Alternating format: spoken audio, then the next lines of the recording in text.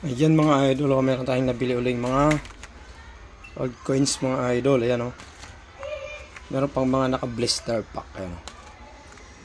Ayan mga idol, meron ditong ayan o, 1815 na per din. Ayan, medyo pod-pod na siya mga idol. Sobrang tagal. Ayan o,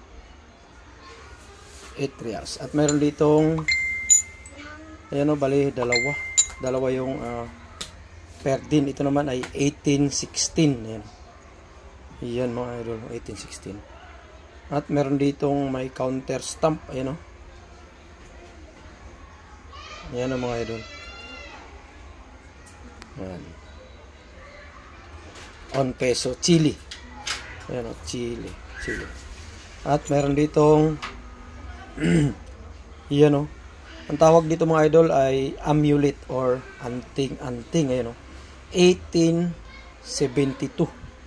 Meron din po ditong mga ayan o, mga ano ba to? 1979, 25 peso mga idol. Yan po ay mga silver coin. Ito naman ay 1878 and 1978. 25 peso din siya mga idol. Ayan. At meron pang iba, no? Tignan natin yung iba mga idol.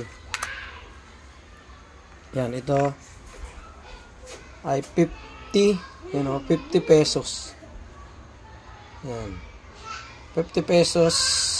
Ang kanyang year ay saan na? Dito sa likod. Ayan. 1976 mga idol. Yan, no? Marami pa dito mga idol at meron din dito yung kalbo. Ayan, no? Ang tawag po dito mga idol ay patman. Ayan o, patman. Chinese coins yan mga idol. At meron pa ditong ano natin mga idol ha. Yung mga maliliit mga idol o. Ayan o, dami o. Ito. Ano, 1754. Napakaliit mga idol. Meron pang mas maliit. Ayan o. 1751. Ayan o. Maliliit mga idol. At itong ano, per din na maliit mga idol. Ayan, per din na maliit. Ayan. Ito yung malaki niya. Ito yung malaki niya. Tsaka yung maliit, yun. Marami pong maliliit. Ayan o. 1764 na maliit. Ayan o. Ito naman ay isang per din na 1816 mga idol. Ayan.